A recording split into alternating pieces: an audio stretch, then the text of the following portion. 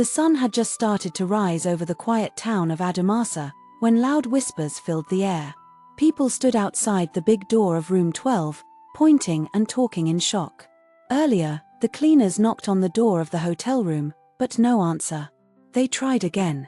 Still nothing. After calling the front desk, security came and opened the door with a spare card. And there he was, Honorable Kuzi, the rich and powerful politician, lying still and naked on the bed, eyes closed, mouth slightly open, like he died in a dream. No wounds. No blood. No fight. But his body was cold. Long cold. The hotel froze in shock. Honorable Kuzi is married to 3 beautiful women, all living in his big mansion. But Kuzi had a weakness. One he never tried to hide. He is fond of young women with pretty faces, smooth skin and curves in the right places. It didn't matter if he was on a business trip or a campaign tour, if he saw a fine girl, he had to taste. And 2 nights ago, he had seen one. She stood by the roadside just outside a quiet bar in Adamasa. Not even dressed to attract. But her eyes, they caught him. And the beauty he saw made him look twice. He pulled up, smiled, and said his usual sweet lies. She smiled back, but said very little. He offered her dinner. She accepted. Just like that, Kuzi thought he had one. That same night, he brought her to the hotel. Room 12. Now, a full day later, Kuzi is found dead alone. He thought he was the hunter. Now, he's the one being buried. But this wasn't the first time something like this had happened. The young beautiful lady had done this before. Many times. In many towns. With many men.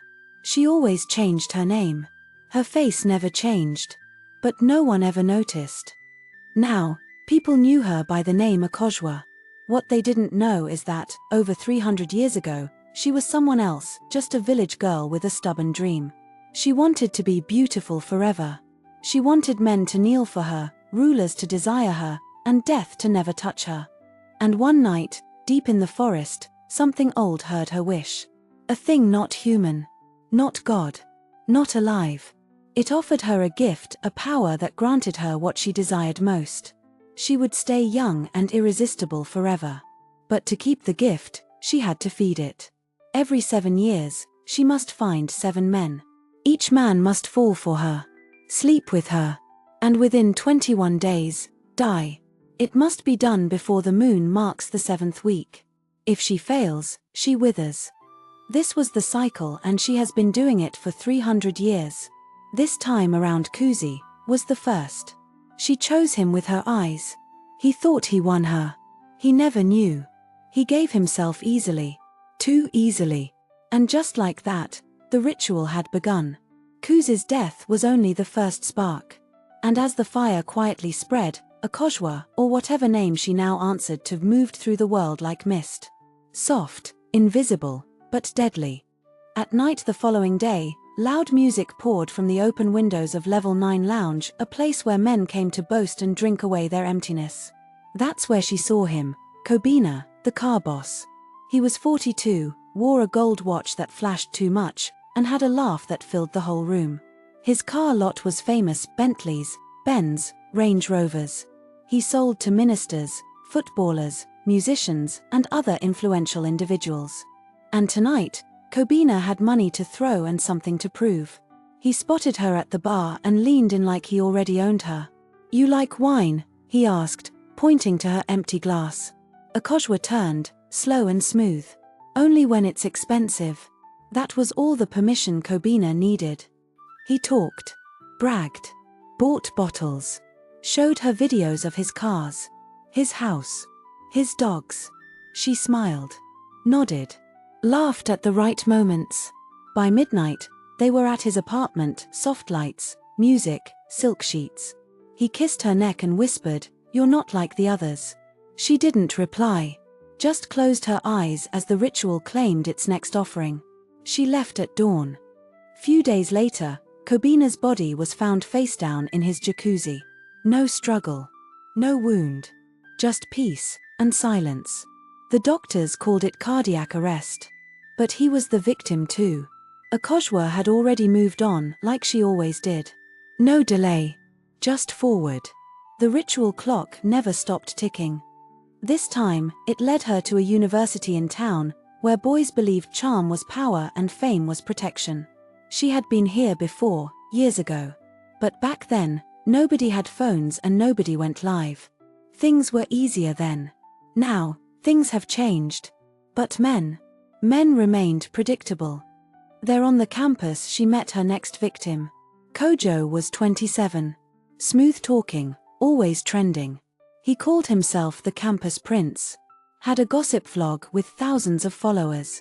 Posted flashy videos, always with a girl or two on his arm. Laughed like the world belonged to him. The first time he saw Akosua was outside a cafe near campus. She wore jeans and a white top, nothing loud, nothing cheap. But her beauty pulled him in. "Hey pretty stranger," he said, filming himself as he approached. "Where you been hiding?" She smiled softly. "I'm not from here. Just visiting my cousin." That was all he needed. He bought her lunch. Walked her around. Posted her on his story, teasing, wife material. She acted shy, sweet, and curious. Let him lead. They got close. Then closer. That weekend, he invited her to his apartment. After some wine and a movie, they disappeared into his room. He thought he'd won. Another notch on his list. Another girl to joke about on camera later. But Kojo never knew what he just got himself into. 13 days later, under bright lights and loud applause, Kojo stood center stage at a packed live podcast event. Mid-joke, just as the crowd burst into laughter, his smile froze. His hand flew to his chest. Eyes wide, gasping. Then, collapse. The microphone hit the floor with a sharp crack as it fell from his hand. Panic followed. No wounds. No warning. No saving him. Victim 3, complete. Akosua didn't stop, she never does. She simply moved on, to her next mark. This time, it was the quiet part of town, the kind of place that hides more secrets than it tells. At the very heart of this place stood a towering building with a cross lit in gold, Mount of Divine Fire Ministries. It was not just a church, it was a stage. And its star was Prophet Gideon Beatty. To the public, Prophet Beatty was a man of spiritual power. A healer.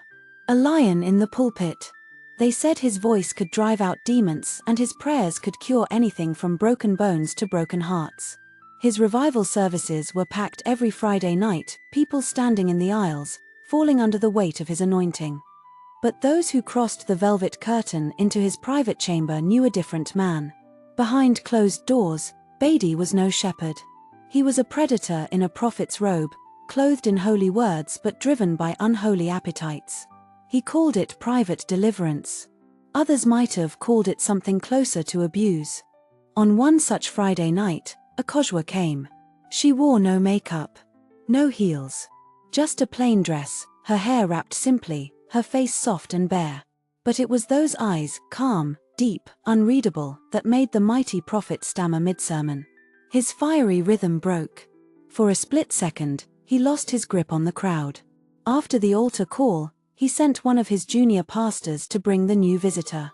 Akosua entered his office quietly. She didn't offer much. She didn't need to.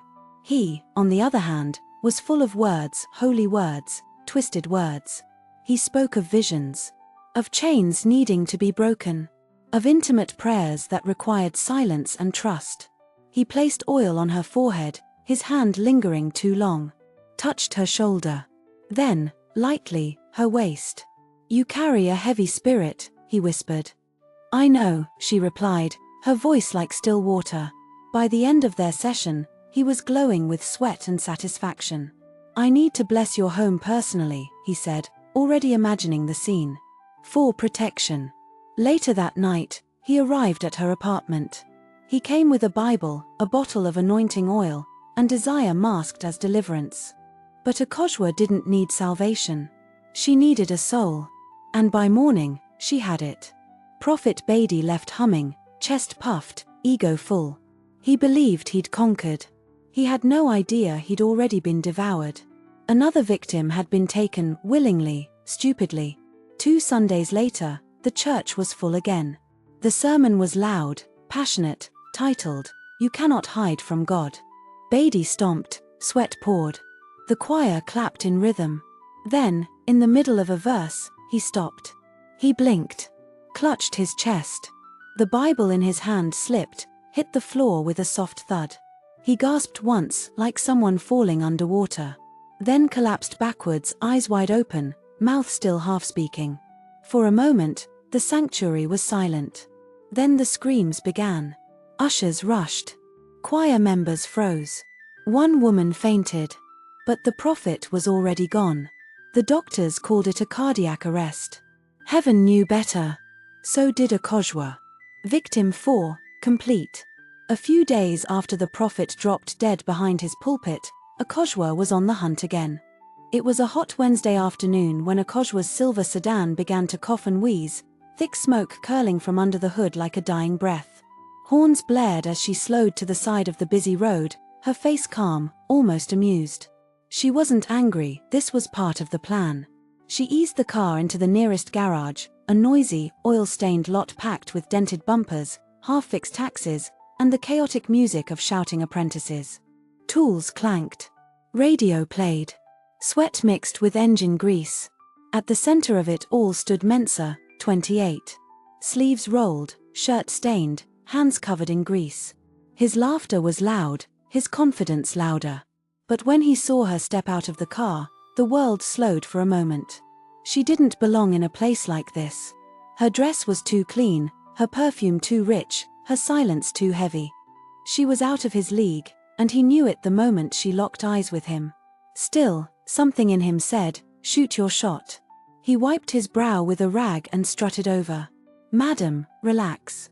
We go fix 'em for you," he said, trying to sound easy, like he did this every day. She gave the faintest nod, lips barely curving. Her silence wasn't rude, it was deliberate. A hook without bait. And Mensa, poor Mensa, bit down hard. He offered her a seat in the waiting shed. As his boys got to work, he told her stories, how he once fixed a Benz blindfolded, how he could tell a car's problem just from the sound of its cough. She listened with her head tilted slightly, a curious smile dancing at the edge of her lips. Not laughing at his stories, but at how eager he was to impress. She didn't say much. She didn't have to. Mensa filled the silence, eager to make her stay a little longer. When he called later that evening to say the car was ready, she didn't rush to collect it. "I'll pass by tomorrow," she said sweetly, "but I'm free tonight, if you'd like company." Mensa nearly dropped the phone. That night, he met her at a small hotel tucked behind a closed bakery. He'd splashed on cologne, ironed his shirt twice. Walked into the room like a champion. Like a man who'd won something rare. He didn't know that he was the prize. They shared a drink. Laughed. He leaned in. She let him. Everything he ever dreamed of there in his hands. But when morning came, she left first. No calls. No goodbye. Just silence. And the countdown began. Few days later, under the beating sun, Mensa was showing a young apprentice how to change a radiator hose. He bent down to point something under the hood, mid-sentence, when his voice caught. He froze. Dropped the wrench. His knees buckled without warning, spine locking mid-breath. He collapsed forward onto the car's bonnet with a soft thud, no scream, no fight, no sign. Just, gone. The apprentice screamed. The others rushed in. But Mensa was already cold. Victim 5, gone. 3 nights after Mensa's silent fall in the garage, Akosua stood near Gate B at the international airport. She wore jeans and a plain shirt. No makeup. No scent. Just a quiet suitcase by her side and eyes that had seen far too much. She didn't plan to board a flight. No. She only needed to be seen by the right person. And that person appeared like clockwork. His name was Kwame Asore. 45 years old, a billionaire and business shark. His name opened doors and closed boardrooms. His empire stretched across the city like steel vines, real estate, banks, oil. Twice divorced, endlessly adored. He wore power like cologne and smiled like he could buy the world, and maybe he already had. When he saw her, something shifted in his chest, something old, wild, male. She didn't glance up at first. She didn't need to. He made the first move. Flying out soon, he asked, voice smooth as poured wine. She lifted her head, her gaze cool but not cold. Just arrived. He chuckled. Then let me give you a proper welcome. Best coffee in this place's lounge is still terrible, but I make it taste better. She let him lead. Let him talk. In the private lounge, he bragged deals closed in London, rival CEOs crushed, the kind of watch that cost a house. Akosua smiled like a fan, nodded like a student. But inside, she was measuring him not his worth, but his weight. His soul. Later, he offered to drop her at her hotel. She nodded. But the car never turned that way. His penthouse sat high above the city, glass walls, soft music, and gold-rimmed glasses waiting. That night, Kwame thought he'd finally won. That he'd tamed the mysterious woman who drank whiskey like water and listened with hungry eyes. He didn't know that he was the hunted. He gave her his charm, his bed, his full, arrogant heart. And she took what she needed. 5 days later, he was found in that same penthouse. Still dressed. Reclined in a leather chair. A half-full glass of whiskey resting on the table beside him, his favorite jazz vinyl still spinning in the background. His chest still. His breath gone. No signs of struggle. No bruises. Just silence. The coroner said natural causes. But nature had nothing to do with it. Victim 6, taken. Now, only one remained. And Akosua was ready. One ordinary afternoon, Akosua wandered into a small supermarket. The bright lights and quiet hum of shoppers felt strange, almost peaceful. She wasn't looking for anything special. That's when she saw him, Kwaku, a young man about 25. He was kind, soft-spoken, with warm eyes that seemed to hold no secrets. When she struggled with her heavy bags, he stepped forward without a word and helped carry them. Akosua smiled and flirted lightly, but Kwaku didn't bite. Not because he wasn't interested, but because he was genuine. He treated her with quiet respect. His kindness surprised her. Intrigued by his sincerity, she asked for his number under the pretense that she wanted to help him. He gave it easily, waving as he walked away, unaware that he might be the last piece in a deadly ritual. In Akosua's mind, there was no time to hesitate. The ritual needed one more soul, and Kwaku was it. The days slipped by, and the window to complete the ritual of 7 was closing fast. Akosua felt it deep in her bones, a dull ache, like the slow drip of a clock counting down. The faintest lines crept at the corners of her eyes, whispering that time was running out. Her instincts screamed at her to take Kwaku next, to finish the ritual and renew her power for another 7 years. Yet, another voice whispered softly, "Don't." This battle inside her was fierce. Still, the ritual demanded completion. She made up her mind, Kwaku was the final soul. Next day, the morning sun had barely warmed the streets when Akosua dialed Kwaku's number. He answered with that same soft voice she remembered from the supermarket, grateful, unsure, kind. "I was just thinking of you," she said sweetly. "You were so helpful the other day. Come by if you're free." Kwaku hesitated, shyly. "Sure.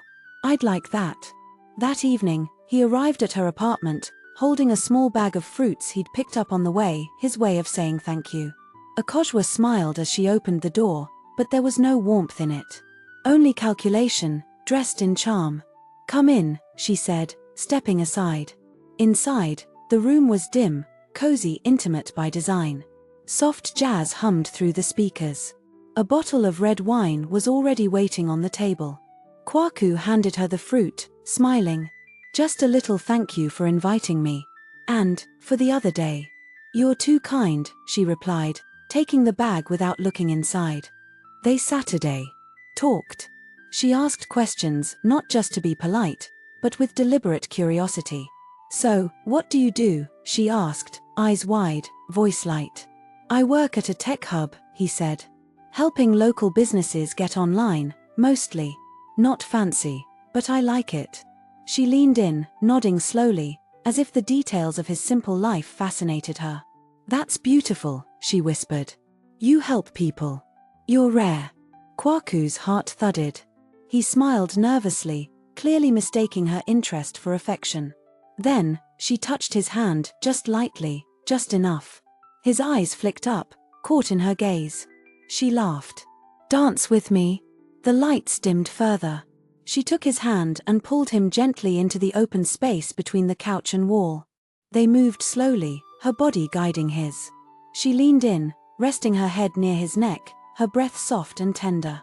To Kwaku, it felt like the start of something real. To Akosua, it was the final move before the end. Her smile never wavered. No guilt. No mercy. No second thoughts. He was the last piece. And as they danced, she counted each step in silence, like notes in a song only she could hear, a rhythm that would lead Kwaku nowhere but his grave.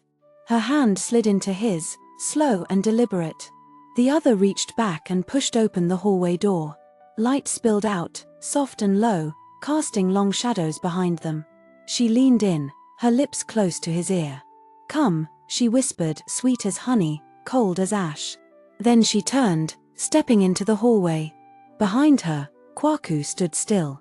The music played on, soft and distant. He didn't move. His hand hovered, caught between the pull of something tender and the weight of something he couldn't name. The air in the room shifted, the hallway waited. The door waited. And so did Akosua.